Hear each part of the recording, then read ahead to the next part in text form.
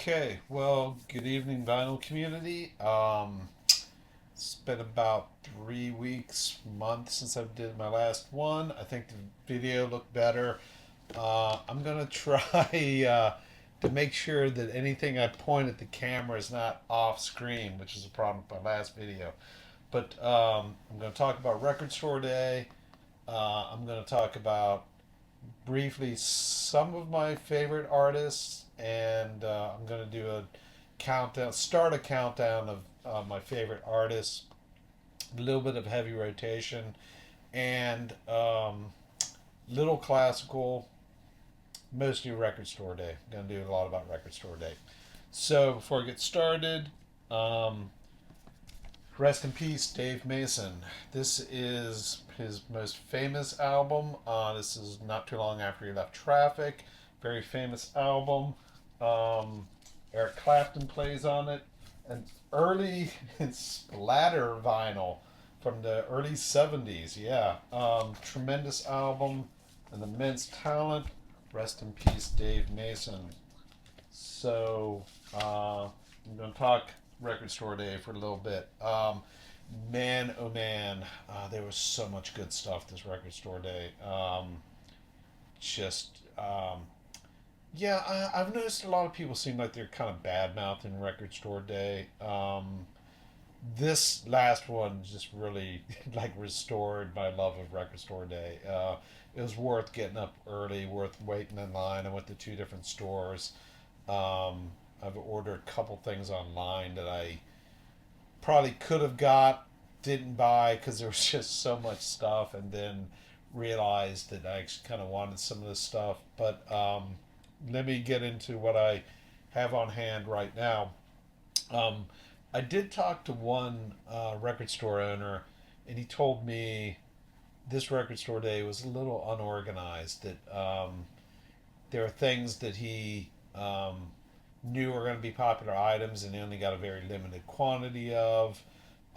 This then found out that they had quantity that didn't get shipped out. It's just sitting in warehouses somewhere.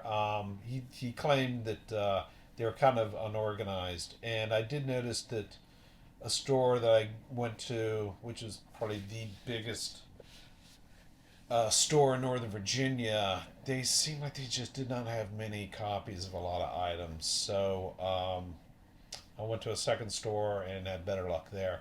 But here's what I got that I've actually listened to so far. I live just outside of D.C. in Northern Virginia, and one of the artists that um, always gets a lot of record store releases is a band who's from DC, Thievery Corporation. Now, they've put out a lot of record store releases, record store day releases. I almost passed this one. I was kind of like, oh man, another Thievery. I mean, they're great, but yeah, maybe their albums do tend to sound a little bit alike. I almost didn't pick this up, and I was like, oh, what the hell? I always get Thievery Corporation. I think this is one of their stronger albums. This was just tremendous. And the releases are always just, man, the vinyl's always dead quiet. The pressings are immaculate. So yeah, album's called Culture of Fear. Great stuff. We've gotten a lot of releases from Ahmad Jamal, and this one is from the 70s. I always pick up Ahmad Jamal releases on record store days, and I'm never disappointed. We got another artist that tends to get a lot of record store releases, record store day releases, Gong. I'm a big fan of Gong. I especially like the stuff that Steve Hillage plays on. My understanding is that this is the first album called Flying Teapot, the first album that Hillage plays on. Now, he's not quite the guitar god that he would be on later albums here, but he is on this album. Really cool, kind of earlier Gong album. They hadn't quite found their groove yet, but it's solid. It's a really good album.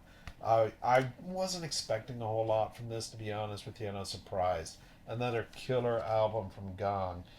And I'll just mention, I don't have it handy, but the other one I have listened to is we got a live release from XTC.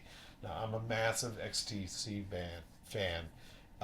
It was called Boots because these are live shows that have been bootlegged. So they put out an album of a show from, I believe, 1980 called Boots. And performance wise, it's dynamite. I enjoyed listening to it. Sound quality wise, not great. And there was a lot of complaints online. Some people were saying that there are better sounding bootleg sources of this show. It was a show from New Jersey, I believe, in 1980. And yeah, I was a little taken aback. The sound quality was not great. But once I started listening to it, my ears kind of adjusted to the sound. The performance was just dynamite. I don't really have any live XTCs, so I settled into it and I really enjoyed listening to it. But yeah, sometimes with Record Store Day, these live recordings, sometimes the sound ain't all there, and a little bit of buyer beware. So here's some of the stuff I got on Record Store Day that I haven't even listened to yet, and there's quite a bit. So real quick, we got a release, an archival release. I don't know what that means. It's just seems like it's a compilation from Orchestral Maneuvers in the Dark. We got Rainbow in Concert 1976, Cologne, Germany. Now, I think this is the same show that has been available before on DVD or Blu ray. Um, I'm pretty sure it's the same show. It's early, I believe it's the tour for their second album. It's got Stargazer on it. Ronnie James Dio, Love Me Some Rainbow, Love Me Some Richie Blackmore, Love Me Some Who. We got a release of a quick one. I haven't heard this album since I was in freaking high school. I used to have a not great copy of it. This is in mono. Never heard it in mono.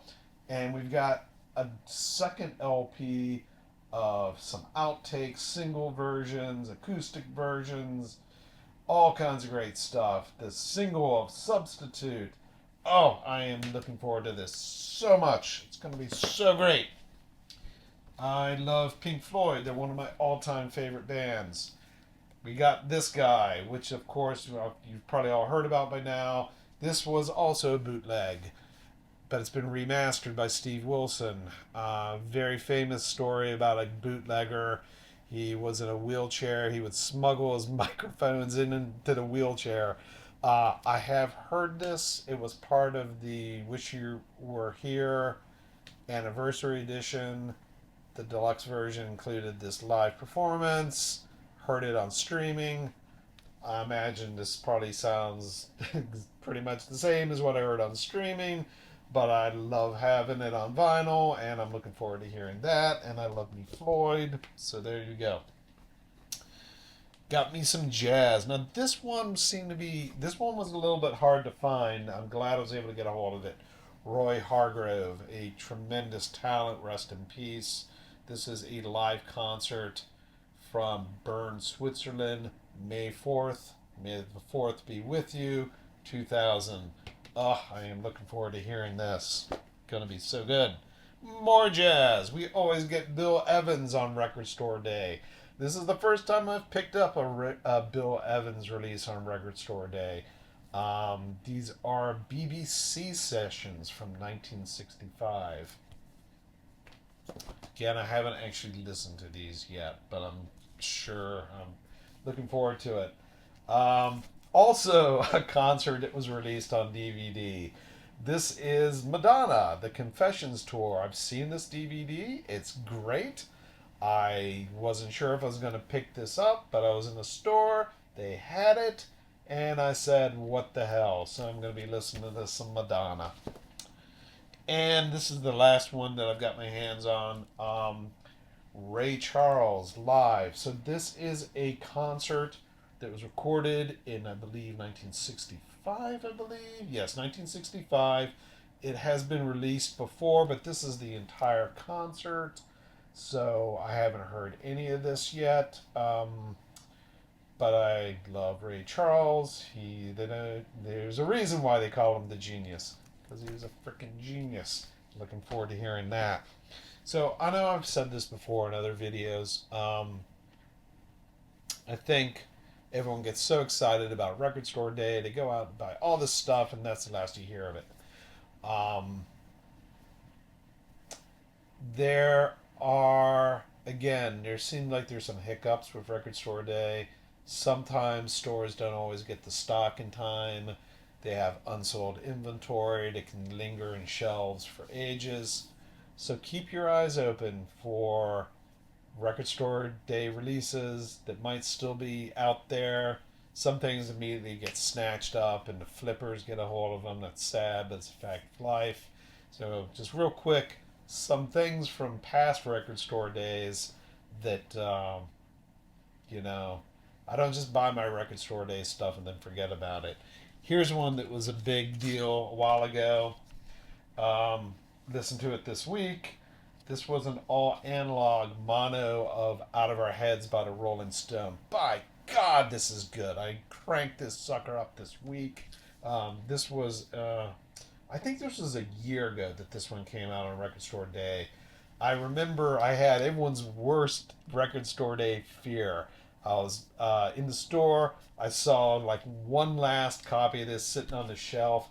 The person right in front of me reached over and snatched it right in front of my eyes. I'm like, no, watch it disappear. So the next day I went to Mike's shop, the In Groove in Arizona. He always has tons of, he buys a bunch. And if you can't find what you're looking for on Record Store Day, the next morning, go to the In Groove. Good chance Mike will have it and you can order it online. That's how I got this one. So, an album that I listened to earlier this week, I hadn't listened to this in a while. This is the greatest hits album of the English Beat. This is not a Record Store Day release, but this is an OG.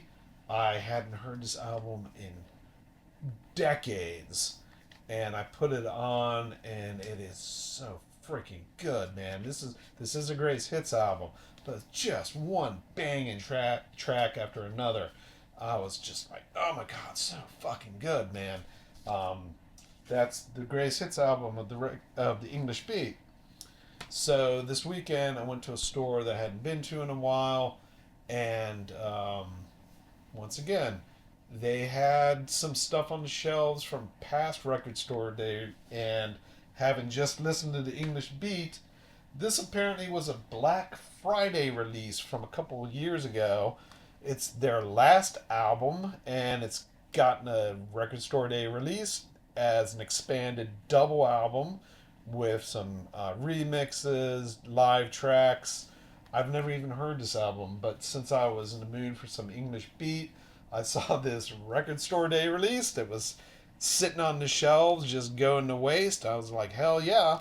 So I'm looking forward to listening to this. So once again, this is an old Record Store Day release. It was from a Black Friday a while back. He had a bunch of copies of it sitting around, and I was like, hell yeah, English Beat. So we're kind of doing a little bit of a heavy rotation right now. And I'm just going to mention in the last year or so, I've slowly started acquiring Donna Summer albums. Yes, not only do I listen to Madonna, I'm also listening to Donna Summer. But I got, yeah, I was just kind of curious. It started with I was at a show and I picked up this album. She Works Hard for the Money. I think I mentioned this in an earlier video. And I was just blown away how freaking good this album was. So I started picking up some more Donna Summer. This is the most recent one I've picked up. This is the one that Giorgio Moroder produced. And it has her probably biggest hit, I Feel Love, on it. Probably the thing she put out that makes her most influential. This track, its use of synthesizer and all that was a huge influence on like New Order, and anyone that used a freaking synthesizer in the 80s was just hugely influenced by that track. So, a really cool album, produced by Giorgio Moroder. But of the three Donna Summer albums that I've got, I think the one I like the most is this one. It looks like a cheesy 80s album, and it is, but it's great, and it's produced by Quincy Jones. What is the name of this album? I think it's a self titled, yes, just called Donna Summer. Of the three I've heard, I think this is the best one.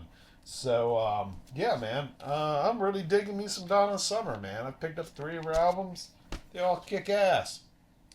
So, hang on one sec. So, I want to do kind of a series of videos. Everyone's always like, who are your favorite artists? What's your top 10 favorite artists? And I kind of sat down and I put together a list. If I came up with 10, there's just like so many people that get left off the list. Tried to get it down to 20 artists. Good, but there still were just like some artists that just, I was like, God, how can I not have this person on the list? And I got it down to 25, and I thought, like, those are like, there's no one that's like all the big ones for me. Like 10's just not enough. So I'm gonna start with 25 and 24, two artists that are on my list. And number 25, this is gonna really shock some people, but I'm gonna stand by this. I'm gonna say Led Zeppelin. And the reason why they're so low on the list is they're almost getting kind of like an honorary mention. Um, I think, and this isn't a fault of them, but like their music's kind of gotten overplayed, and like I kind of burned out on their albums. I mean, I've been listening to Zeppelin off and on since I was in high school, and I'm gonna say maybe I wouldn't say overrated, but for me personally, when it comes to hard rock or metal, I would take Sabbath or Judas Priest over Zeppelin. Just me, and this is like a hill I'll die on. And like I said, they've maybe kind of been overplayed. Um, but I'm like, I kind of feel like I have to be on the list, but I could say that in a year or two I might redo my list, and I could be totally wrong about that. Zeppelin could be like my top 10. It's really funny. In the last like 2 years or so, I've kind of been able to like reappreciate their music kind of on a deeper level, and I find frequently that I do reach for Zeppelin albums, even though I kind of felt like I was burned out for a long while. So they're getting like an honorary mention. It's possible that if I redo my list, they could be like number 8 next time I do the list. I don't know. So real quick, my favorite Zeppelin album, Zeppelin 3. The first one I bought when I was a teenager. I bought the wrong album. I was probably interested in Zepp 2. I didn't recognize any of the songs on this album except for Immigrant Song. I picked one. I knew nothing about Zeppelin. Um, and at the time I felt like I picked the wrong album. Now it's my favorite Zeppelin album. Um, and my second favorite album is Presence, the one everyone hates. I think the deal is this album came out when punk was breaking. The UK music press and the punks were just like itching to really stick at the Zeppelin. They thought they were bloated, boring, baby boomer. They were everything that had gone wrong with rock in the 70s. So the music press just tore into this album when it came out in 76. And it seems like ever since then, people have been like, oh, I hear that album's not very good. I think this album's massively misunderstood. I feel like, people say it sounded kind of lazy and a lot of filler.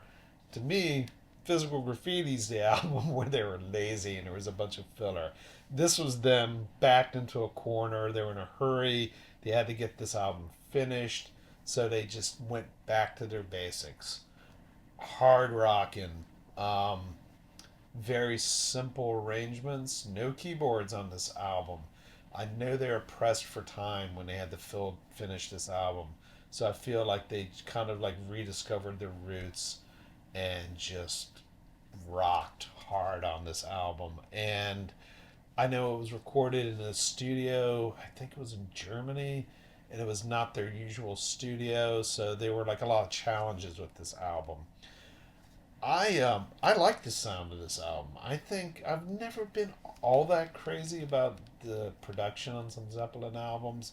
I love the sound of this album.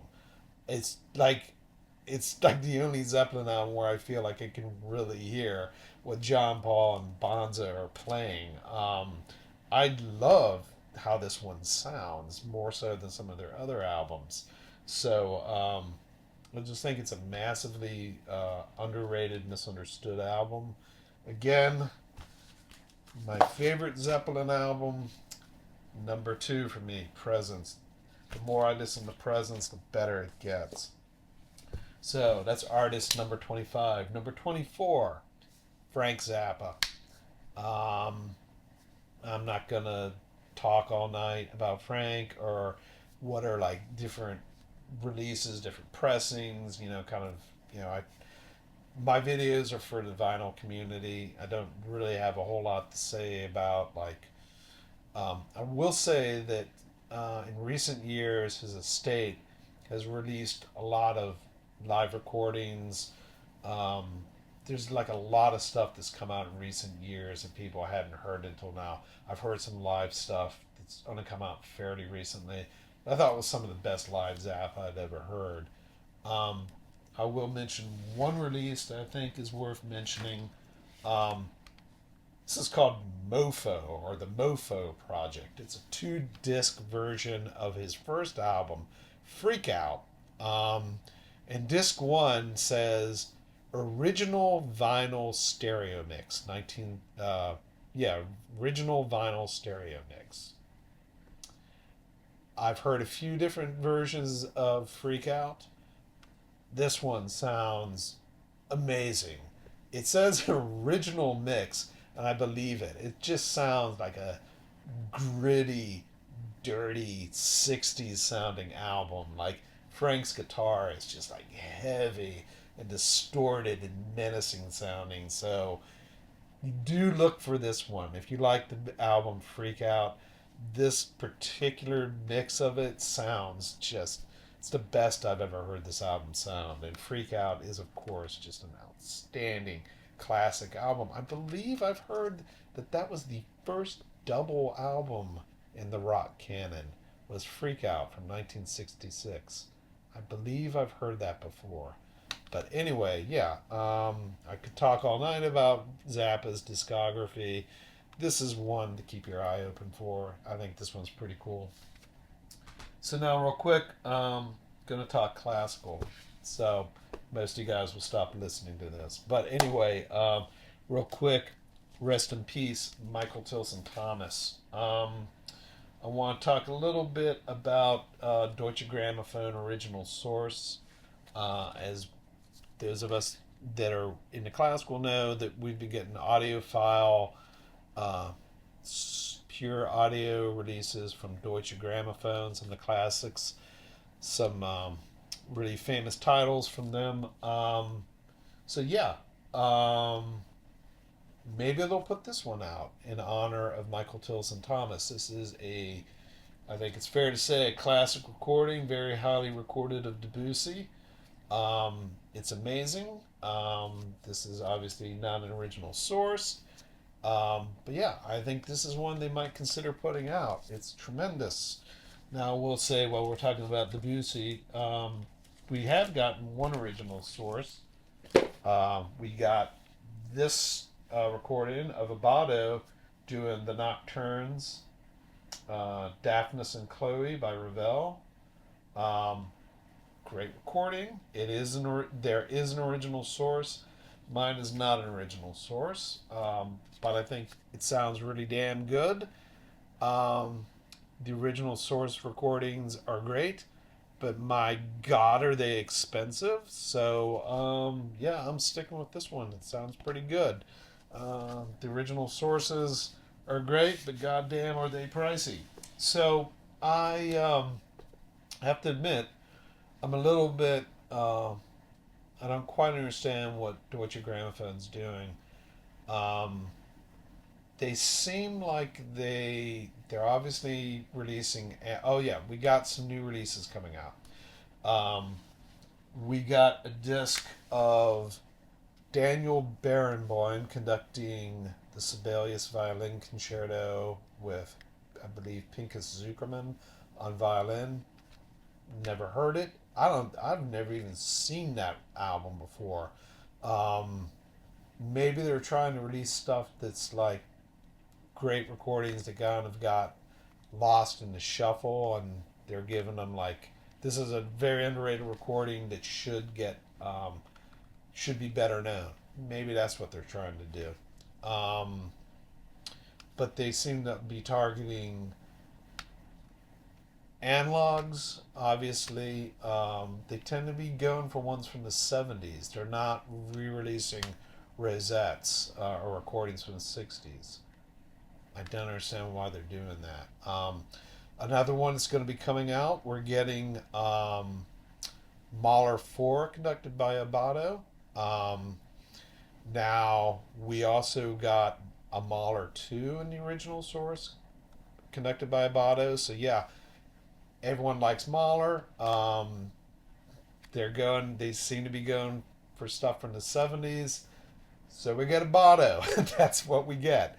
Uh, so I've heard the Symphony 2. I've heard the Symphony 4. I have it on CD. Um, Fine recordings. There are better ones out there.